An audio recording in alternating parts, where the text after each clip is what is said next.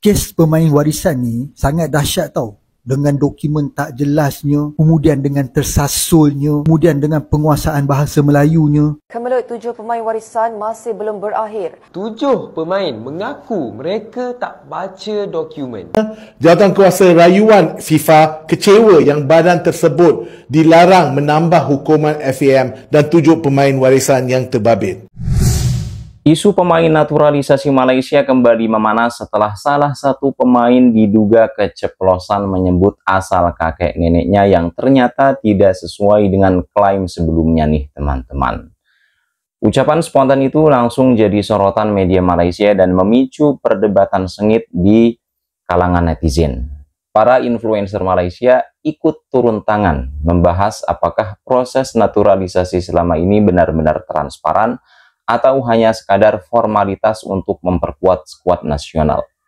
Situasi ini membuat publik semakin curiga dan mempertanyakan keaslian latar belakang beberapa pemain lain. Drama soal identitas ini sepertinya diprediksi belum akan mereda dalam waktu dekat. Ini dia videonya.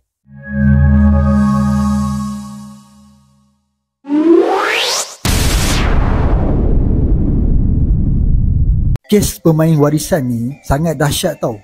Dengan dokumen tak jelasnya, kemudian dengan tersasulnya, kemudian dengan penguasaan bahasa Melayunya. Tapi kecaman dan protes terhadap kes ni macam tak ada je. Sedangkan kalau ada kaum Cina dan India yang dah bertekad duduk dekat Malaysia lamanya dan mereka ni fasih, masih boleh lagi bercakap bahasa Melayu dan nak diberikan kerakyatan pada mereka, orang meroyan serupa orang gila. Tanah air tergadai lah. Habislah ketuanan kaum tertentu lah. Tapi kes orang putih ni yang memang jelas sangat bermasalah, sepi je, macam tak berlawan sangat je, malu-malu je nak sebut. Ini jelas puak ni talam dua muka, penipu, dan mereka ni hanya benci pada kaum tertentu. Perangai pengkhianat. Korang ada nampak tak Menteri Dalam Negeri? Kalau korang ingat lagi, Menteri Dalam Negeri pernah kata yang kesemua 7 pemain warisan patuh syarat kerakyatan. Sedangkan sekarang kita tahu yang pemain-pemain warisan tu sendiri dah mengaku dekat FIFA yang diorang tak reti cakap bahasa Melayu. Persoalannya sekarang, kalau pemain-pemain warisan ni tak reti cakap bahasa Melayu, macam mana diorang boleh lulus ujian bahasa waktu diorang mohon kerakyatan? Menteri faham bahasa Melayu kan? Kalau faham, tolong jawab soalan ni. Jawatankuasa rayuan FIFA kecewa yang badan tersebut dilarang menambah hukuman FAM dan 7 pemain warisan yang terbabit.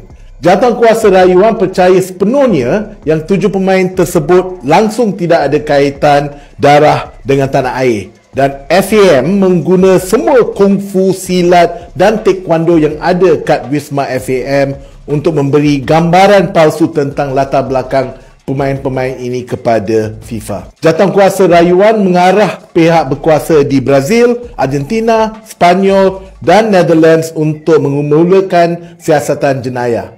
Jawatankuasa juga meminta Malaysia di mana majoriti penipuan dan pemalsuan berlaku untuk menyiasat, tetapi berdasarkan tahap menyembunyikan dalang-dalang yang terlibat oleh FAM sehingga kini, dan Kementerian Dalam Negeri enggan terangkan kecuali mengulang yang menteri mengguna kuasa khas untuk mengabaikan semua undang-undang perlembagaan demi meluluskan 7 pemain ini.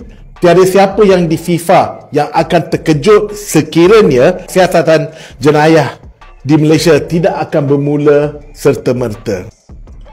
Hai, Assalamualaikum. Hari ini saya nak kongsikan salah satu alasan yang digunakan oleh FAM dalam kes kewarganegaraan, iaitu tiada niat dan tiada niat untuk falsify dokumen.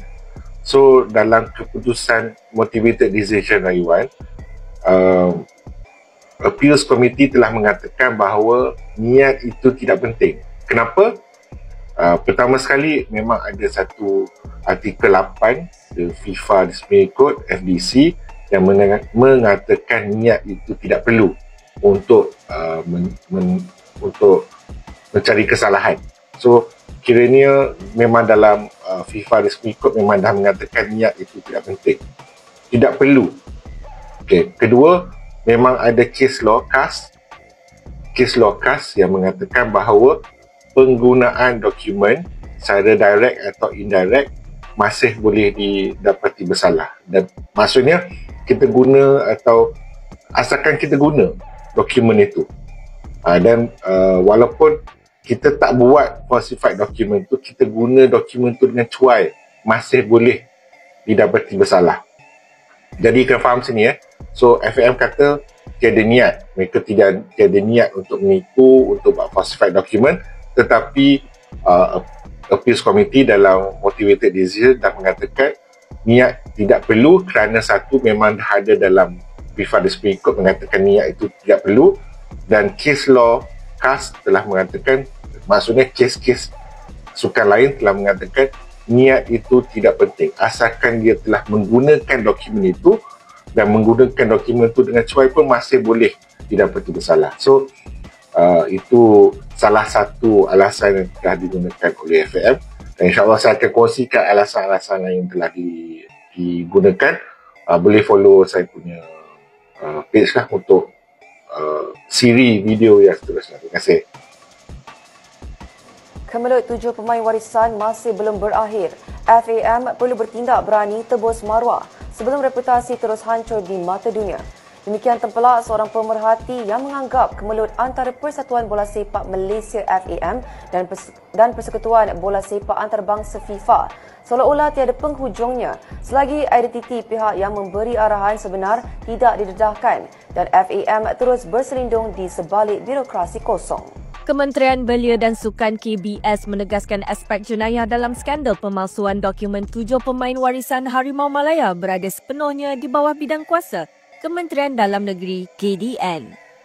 Menteri Belia dan Sukan Hanayuh berkata, pihaknya sudah menghubungi Menteri Dalam Negeri Datuk Seri Saifuddin Nasution Ismail bagi memaklumkan situasi itu selepas Persekutuan Bola Sepak Antarabangsa FIFA mendedahkan alasan penuh keputusan Jawatan Kuasa Rayuan setebal 64 muka surat yang mencadangkan siasatan jenayah dilakukan. Untuk aspek jenayah yang itu adalah di bawah bidang kuasa Kementerian Dalam Negeri, jadi kita akan serahkan kepada KDN dan saya telah menghubungi Menteri Dalam Negeri tetapi saya belum dapat lagi maklum balas sebab saya baru menghubungi beliau.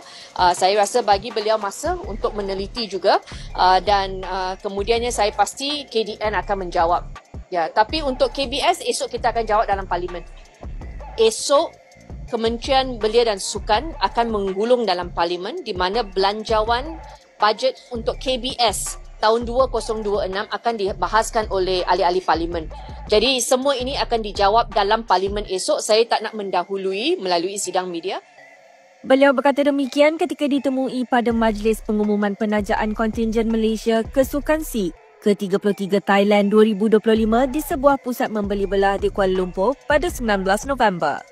Sementara itu, Hannah berkata KBS tidak akan mengulas lanjut mengenai isu membabitkan FIFA. Pihaknya akan membuat penggulungan dalam parlimen esok sempena perbahasan peruntukan belanjawan KBS bagi tahun 2026. 7 pemain warisan Malaysia, João Figueiredo, Gabriel Parlemo, Imano Machuca, Hector Evel, John Irazabal dan Fancudo Garces mengaku kepada FIFA bahawa mereka tidak tahu tentang isu pemalsuan dokumen oleh FAM. Mereka kata mereka serahkan segala kerja urusan pendaftaran kepada ejen yang dilantik 100%. Mereka hanya serahkan sijil lahir datuk dan nenek mereka yang dikatakan berasal daripada Malaysia kepada ejen tersebut tanpa tanya apa-apa pun tentang urusan pendaftaran. Pemain-pemain ini tak semak langsung sijil kelahiran, tak tanya langsung ejen dan tak tahu macam mana datuk dan nenek mereka boleh lahir di Rembau. Ada yang tak pernah langsung jumpa atuk dan nenek mereka. Ada juga yang tersasul sebut nama Malaysia. Dan semasa syaratan, semua pemain mengaku kepada FIFA yang mereka langsung tak baca apa-apa dokumen permohonan yang dihantar ke kerajaan Malaysia. Termasuk bahagian yang di mana mereka kena declare yang mereka dah 10 tahun menetap di Malaysia. Mereka juga mengaku yang mereka tak baca fail FAM semasa sebutan kes kali pertama ini berlaku. Dan sekarang mereka menyatakan bahawa mereka dah menyesal tak baca semua dokumen itu. Apakan daya, Nasi sudah menjadi bubur.